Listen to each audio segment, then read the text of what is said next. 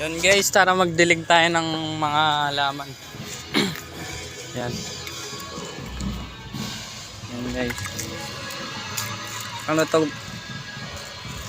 Ano to par gulay ito eh. Ay kamote yan oh. Kamote yan par. Yan ito. Sibuyas yan.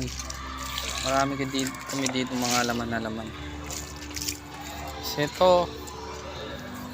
Hindi ko alam kung ano to eh, pero kamote, talbos, saka ano ba to? Lampar. Siguro kalabasa to. Yan guys. Tapos pagdating natin dito may mga talbos yan. Yan. Ayan o. Marami yan guys. Tapos meron tayo ditong tag dito. Basta yun yung tawag dyan. Dyan hindi pa natubo. Yan guys, meron tayong kalamansi. Ayan pa ro. Yan. Mahilig kasi sila mama at sila papa magtanim. Tsaka ako din minsan. Tapos may mga buko-buko dyan. Ayan. Dito pag magbibilad ng isda ganun pwede dyan. Ayan yung papaya natin.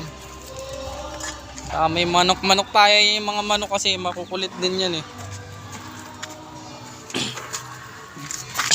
Kuha lang tayo tubig par. Ayan guys, yan condense natin. Yan yung ano sili guys. Pagdating natin dito may mangga. Yan. Ito tawag dito tubo. Kaso hindi ko alam kung mabubuhay pa yan. Yan may gabi. Yan guys, gabi.